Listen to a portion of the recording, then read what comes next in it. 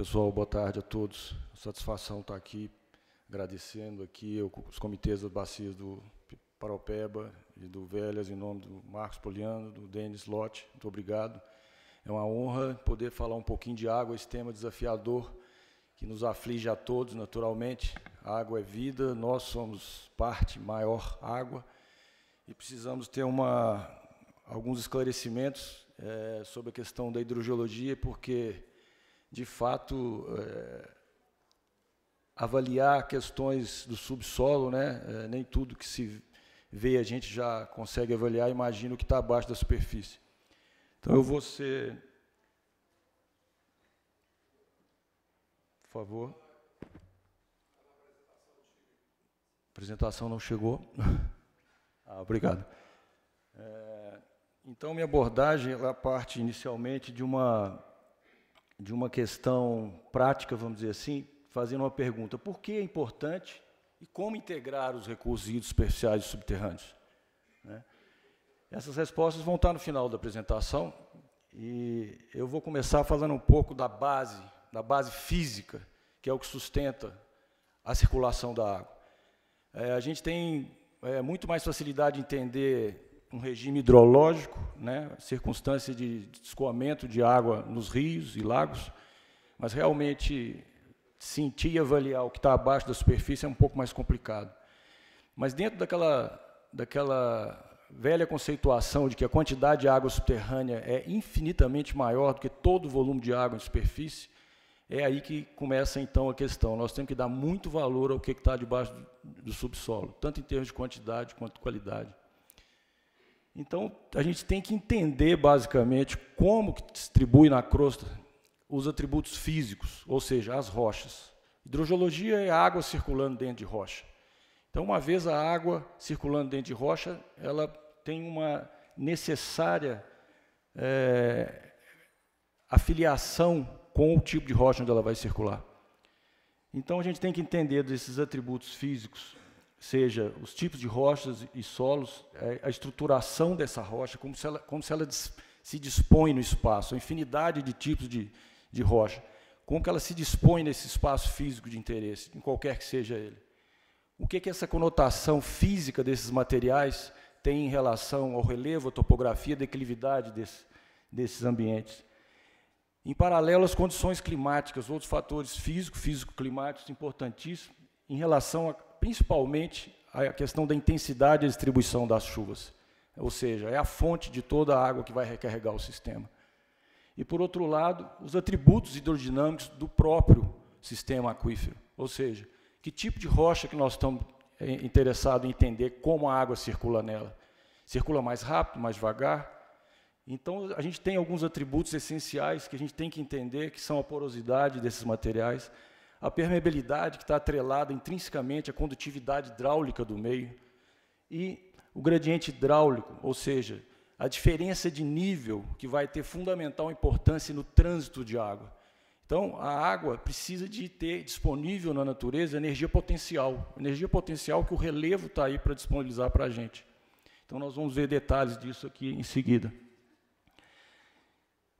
Retomando a questão, já como foi colocada, do ciclo hidrológico, eu gosto de fazer um paralelo, que é a gente fazer uma comparação entre o organismo vivo terra e o organismo vivo nós, seres humanos. Naturalmente, quando nós vamos abordar alguma questão relativa ao corpo humano, seja uma mão, uma cabeça, uma perna, fatalmente, você não pode desprezar o resto do corpo. A gente tem que entender o corpo e entender os fragmentos do corpo, ou seja, as partes, os membros. Assim é na Terra também. A gente tem que entender que determinada parte do balanço pode se tratar de um ciclo regional, mas que parte desse balanço regional tem peculiaridades específicas, locais, que têm que ser tratadas à parte. Então, tanto faz a escala objeto de análise, seja ela do ponto de vista de um microsistema, ele vai ter importância no macrosistema. E como o contrário também. O macrosistema tem que ser entendido para a gente entender o microsistema. É uma dualidade, é uma questão que está intrinsecamente relacionada e a gente tem que passar por isso. E para falar dessa parte física, a gente vai ter que entender um pouco dessa tipologia de rocha. Ou seja, a gente tem 3 tipos principais, que seriam os ambientes sedimentares, os ambientes vulcânicos de rochas ígneas, e os ambientes kársticos, aqui entrando meio que entre esses dois, como zonas de interesse ao entendimento da dinâmica hídrica, que nos dão muita luz sobre como que as águas podem se deslocar nesse meio. Porque, seja no meio intersticial dos grãos de uma rocha sedimentar ou dos solos, seja no meio fraturado de um granito, ou de um quartzito, né, ou de uma formação ferrífera, né, ou no meio de rochas que têm a propensão à dissolução, os carbonatos, essas águas vão circular de maneira diferenciada, mas existindo sempre um parâmetro hidrodinâmico que faz com que elas tenham uma similaridade. Então, é importante a gente entender o contexto, como essas águas fluem, e a natureza do ambiente geotectônico onde se encontram essas rochas. Por um lado, a gente tem, então, um meio poroso, que é fácil de entender, pode ser um arenito, né, um conglomerado, que você tem interstícios onde a água chega e ela escoa. Nós podemos ter um meio totalmente fraturado, um aquífero fissural, que a água vai certamente escoar por entre essas fraturas, que são porosidades secundárias desses materiais. E a gente pode também ter um meio kárstico, tão conhecido, tão próximo de nós, aqui na região de Lagoa Santa, que tem a sua peculiaridade maior de ter os aspectos de dissolução, os aspectos dissolutivos da rocha carbonática, onde a água preferencialmente vai competir com o processo morfogenético, porque em profundidade nós vamos ter a dissolução desses materiais e uma continuidade do fluxo em zonas que não estão aflorando em superfície, ou seja, a drenagem subterrânea ela ganha da drenagem superficial e ela acontece quase que na sua totalidade em subsuperfície. Então, quando a gente leva em consideração esses diversos tipos de rocha e tentando traduzir isso para uma leitura mais fácil, que a gente consiga entender, saindo do jargão da geologia puro, de centenas de tipos de rocha, igual nós temos aqui no quadrilátero ferrífero, a gente passa, então, a entender que o importante da hidrogeologia é a gente compreender quais são os atributos hidrodinâmicos desses materiais, que têm similaridades com outros tipos de rocha, mas que a sua assinatura hidrodinâmica ela é compatível.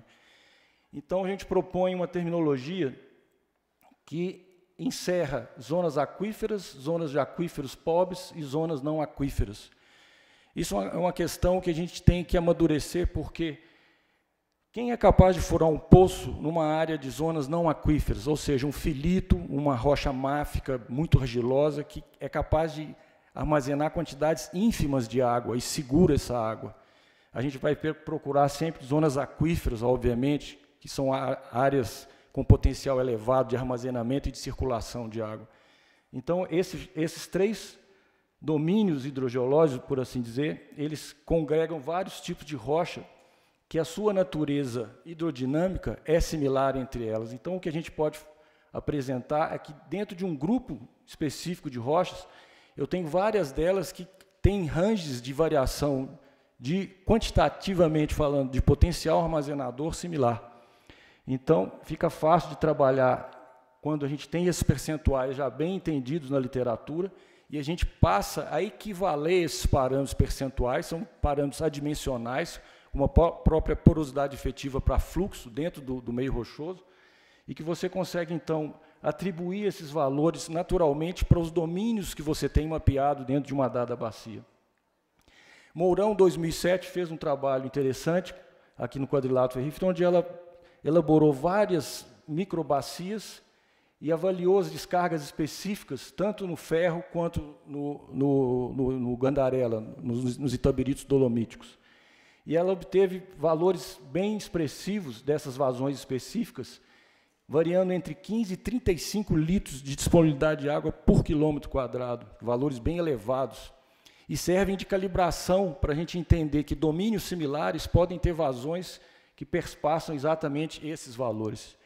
E aí vem a questão, essas vazões que estão sendo mantidas nos cursos d'água, são mantidas especificamente no período de estiagem, que é o período de recessão, onde cada trecho de curso d'água tem a sua régua ou a sua medição contínua, e a gente consegue, então, ver que, nesse período de recessão, é onde o aquífero comanda aquela água que é vista na calha de superfície. Na verdade, o que a gente vê aqui olhando o nosso balanço hídrico, aqui, o nosso ciclo hidrológico, toda a água que circula nas redes de drenagem entre maio e setembro, final de outubro, são nada mais, nada menos do que águas subterrâneas provenientes dos aquíferos. As chuvas já cessaram, a não ser em alguns pulsos esporádicos, naturalmente.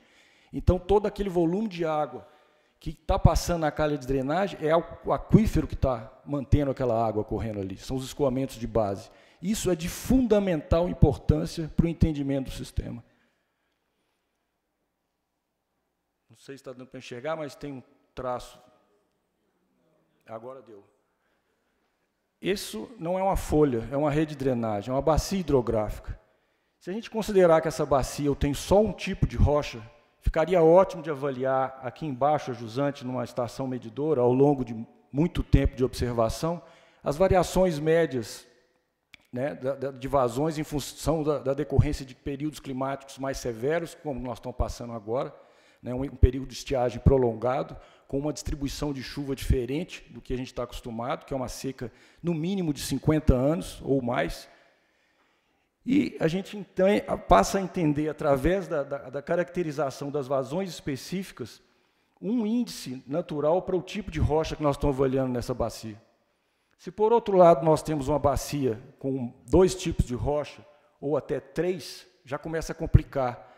Porque na hora que eu preciso de entender o valor que está nessa medição de descarga, ele está representando uma média de vazões que estão sendo recarregadas em distintos ambientes aquíferos.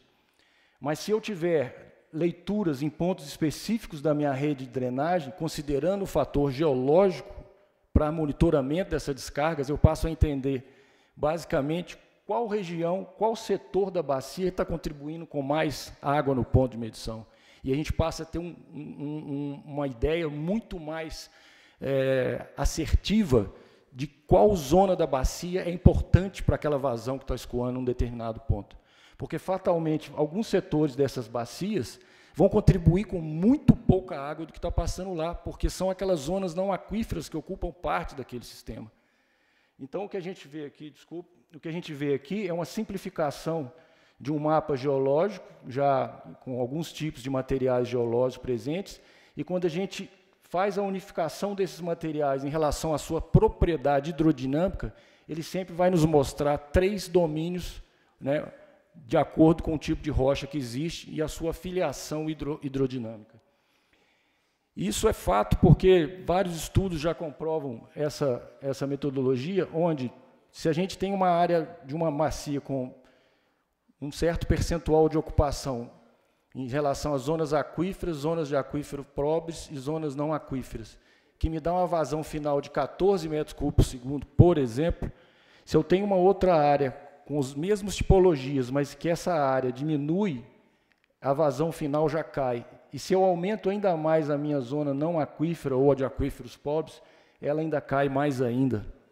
Ou seja, a base de todo o sistema é a produção de água. A gente tem que entender que a água ela é fundamental até mesmo para qualquer tipo, de ocupação que se vai fazer na bacia, naturalmente. Não é fato? E aí entra um outro fator interessante também, fora a própria filiação hidrodinâmica dos materiais que compõem a bacia, que é a questão vinculada ao gradiente hidráulico. Se nós imaginarmos uma seção onde nós temos uma variação de nível d'água no período úmido para o período de estiagem, nós vamos ver que esse decaimento vai acarretar numa perda de gradiente hidráulico e, fatalmente, numa diminuição da velocidade de aporte de água para o leito de drenagem. E a gente teria que, entendendo essa dinâmica de fluxo, ter disponível em determinados setores poços que nos deem condição de avaliar essa variação de nível d'água, instrumentos fundamentais para esse tipo de abordagem. E aí, casando as questões vinculadas à própria dinâmica hídrica nas calhas de drenagem, um fluviograma típico de uma área que tem bons aquíferos, ele está sempre com um gradiente mantenedor de águas na calha de drenagem, não são rios nem intermitentes, são rios perenes, fruto da tipologia do aquífero, onde o meu hidrograma básico típico é referido dessa forma. Ao passo que, se eu tenho uma zona de aquíferos pobres ou de zonas não aquíferas predominantemente, fatalmente o meu aquífero vai chegar num ponto que ele não vai chegar na cota do tal VEG, daquele leito de drenagem, e eu vou ter uma quebra do hidrograma em função de um momento de estiagem máxima, porque não deu tempo de esperar a próxima período úmido para recarregar o sistema. Então, fazendo análises já também conhecidas em algumas áreas, quando a gente faz uma análise hidrológica do tempo de permanência de alguns setores, a gente pode vincular fatalmente zonas onde eu tenho uma permanência diferenciada pelos tipos de rocha. Fatalmente, uma curva de permanência dessa região 1, ela está muito mais afeita a uma predominância de rochas do tipo zonas aquíferas, aquele domínio, do que uma região 2, onde eu tenho uma queda constante da manutenção de descarga de base em função de uma presença mais maciça de zonas não aquíferas.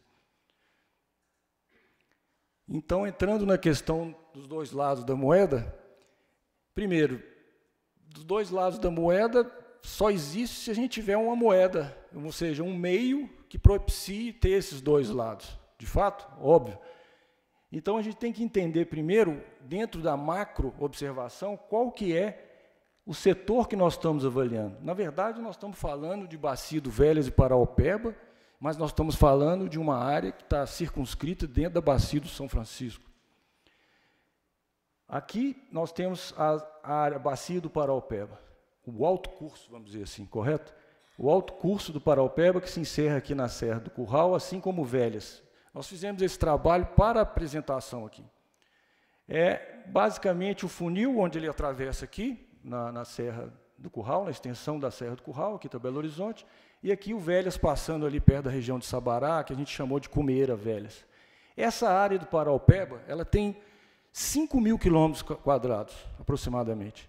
E aqui nós temos a área do Velhas com 2.250 quilômetros quadrados. A chuva, como eu tinha falado antes, é um aspecto fundamental. E a gente interpolando várias estações pluviométricas que nós temos aqui, a gente vê concentrações interessantes aqui nas zonas divisoras, exatamente aqui na Serra da Moeda e algumas outras aqui na outra borda, já na divisa com o Doce. Essa avaliação é uma primeira importante análise dentro do quantitativo de água disponível para a gente avaliar. Outra questão é a distribuição de estações fluviométricas. A gente tem que avaliar, baixar esses dados da Agência Nacional de Águas, ver se esses dados estão consistentes, fazer um trabalho de consistência e dar continuidade ao estudo. Interessante notar aqui, a gente fazendo o perfil longitudinal de cada um dos rios apenas para esses trechos de interesse, a gente observa que o Velhas ele sai de uma cota de 1.350 aproximadamente e o Paraopeba de 1.200. O traço até a Serra do Curral aqui é cerca de 120 quilômetros, enquanto 190 quilômetros do Paraopeba. Quanto eu já ganhei de energia potencial disponível aqui, já são 150 metros a mais que o Velhas tem, mesmo com a área menor. Eu tenho 150 metros a mais de energia potencial disponível no sistema. E por quê? Por causa disso, quando a gente olha a altimetria das duas bacias, olha o Velhas em termos das altitudes que cercam todos os limites da área da Bacia do Velhas, em detrimento da Bacia do Paraopeba, que está situada dentro de um contexto geológico, geotectônico, topográfico, muito diferente. E isso pesa na hora da gente computar a água que atravessa o sistema. E ainda dando continuidade a isso, vamos ver um pouquinho do arcabouço geológico. Aqui a gente está vendo toda a parte do arcabouço geológico dentro do Paraopeba e aqui do Velhas. Isso com base no Codemig, o milionário. Se a gente simplificar isso um pouquinho mais, tentando botar um pouquinho mais essas rochas dentro de unidades já conhecidas, a gente tem uma leitura um pouco diferenciada, mas já ameniza o visual e já esclarece um pouco do ponto de vista hidrogeológico. E se a gente traz isso para o domínio hidrogeológico, do ponto de vista da sua assinatura hidrodinâmica, a gente consegue entender a distribuição das áreas de zonas aquíferas, de aquíferos pobres e de zonas não aquíferas dentro do contexto das duas bacias. E a gente observa, então, o percentual em relação a isso. Então, olha aqui, ó, a gente está observando o resumo dos resultados e a gente está vendo aqui, ó, interessante isso.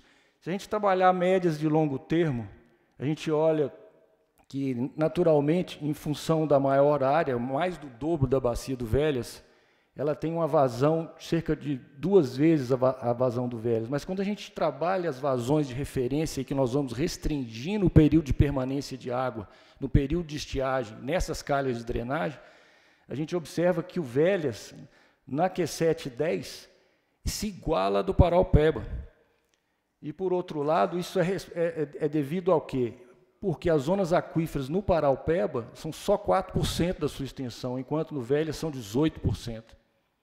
Justificando o porquê de um Q710 similar. E olha que tem uma questão aqui que não foi computada, que é se a gente colocar a captação da concessionária, que está a montante da unidade, do ponto de observação, esse valor aqui do Velhas ele ainda é acrescido de uns mais 7, 8 metros cúbicos por segundo.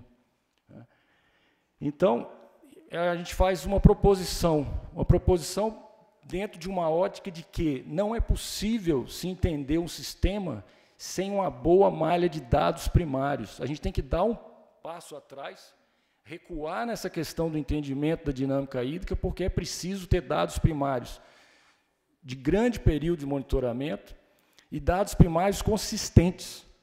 A gente tem sempre partido de muitas regionalizações, de estações que não têm períodos longos, com muitos hiatos, estações que já funcionaram na década de 60, na década de 40, mas que já pararam de operar.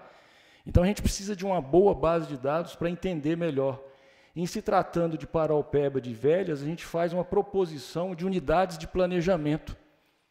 Unidades de planejamento que vão servir para entender o micro e o macroambiente, porque tudo decorre da integração desses vários domínios hidrogeológicos que constituem o todo. Então, essa é uma proposição que pode ser muito frutífera num período vindouro. Então, por que é importante integrar os recursos hídricos superficiais e subterrâneos? Porque a natureza trabalha de modo integrado, sempre, né? E, por outro lado, como integrar os recursos hídricos superficiais e subterrâneos? Observando e interpretando no tempo e no espaço o comportamento das oscilações de nível d'água dos aquíferos, as descargas de base dos cursos d'água e as chuvas. É só assim que nós vamos conseguir, com essa tríplice condição de observação, avançar no entendimento de todo o sistema. Muito obrigado.